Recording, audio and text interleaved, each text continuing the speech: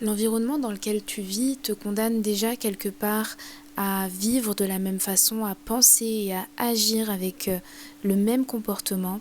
Et c'est ce qui fait qu'on répète souvent les mêmes scénarios de vie, les mêmes schémas et qu'on n'arrive pas à en sortir. Et au bout d'un moment, on sent ce décalage, ce paradoxe entre ce que l'on aimerait vivre et entre ce que l'on vit. Et on a cette conscience à un moment donné dans notre vie que ce qu'on est en train de faire, notre façon de vivre aujourd'hui, ce qu'on a créé autour de nous, l'environnement dans lequel on est, eh bien ça ne correspond pas forcément à cet idéal de vie qu'on avait.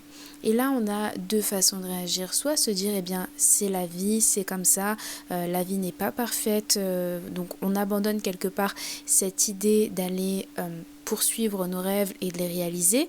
Ou bien c'est de se dire, ok, il y a quand même un monde entre ce que j'ai envie de vivre et ce que je vis aujourd'hui. Je me sens vraiment pas bien, ou en tout cas je me sens pas épanouie, et on prend cette conscience que on a cette capacité de faire autrement.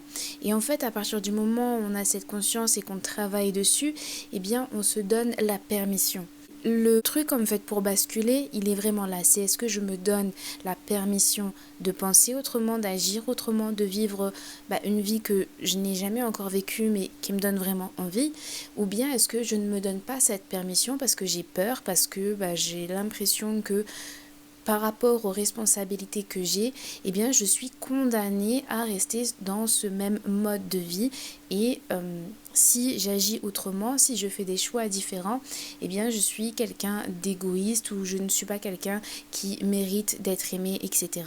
On va beaucoup projeter nos peurs quand on va penser à ce qui nous ferait rêver, à ce qu'on aimerait vivre, comme quelque part pour rester attaché et rester emprisonné à ce mode de vie que l'on a.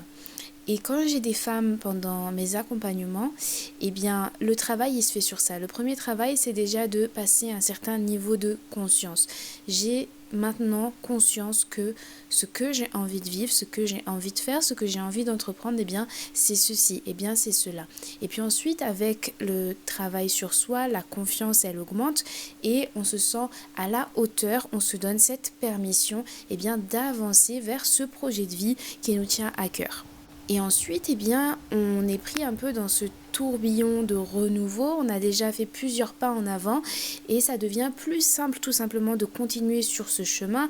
On se rend compte que on s'est fait une montagne à propos de ce que allait être notre vie si on prenait une nouvelle décision complètement différente.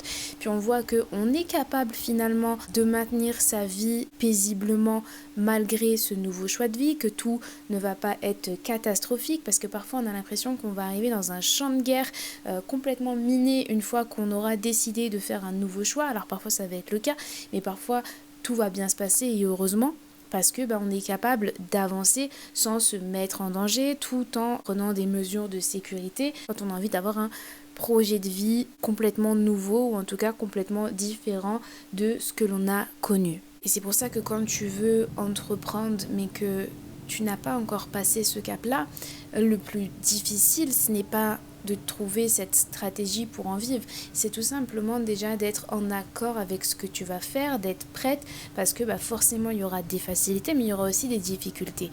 Et une fois que tu as travaillé ton mindset, une fois que tu as dépassé des niveaux de conscience, une fois que tu as augmenté ton niveau de confiance en toi, et bien finalement tu t'es préparé à ce nouveau chemin de vie, tu as déjà commencé à pédaler. Quand tu prends un vélo, et bien au début tu vas tomber, mais à force de remonter dessus, il y a un moment donné où tu vas continuer à pédaler et tu vas même plus te rendre compte que là, cette fois, t'es pas tombé et que ça y est, c'est parti.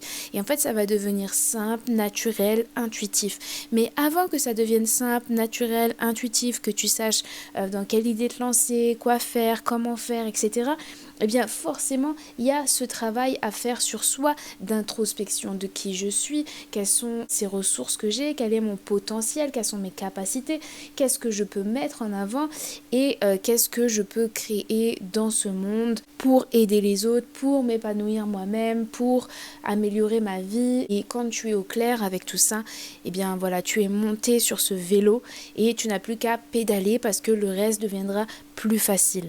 Donc en tout cas, c'est ce que j'enseigne à faire moi dans mon programme Happiness Business. Donc c'est un programme en ligne avec des séances de coaching vraiment pour apporter un maximum de résultats et surtout cette transformation. Donc quand les femmes, elles viennent, soit elles ont plein d'idées de projets, soit elles ont déjà un business mais ça stagne parce que elles ont perdu un peu le fil, le sens de ce qu'elles font. Et donc on se reconnecte à qui on est, à ce qu'on a vraiment envie de faire, pourquoi, dans quoi on est doué. Et après, le reste devient beaucoup plus facile et on arrive à créer un business qui soit aligné, intuitif, simple à gérer au quotidien.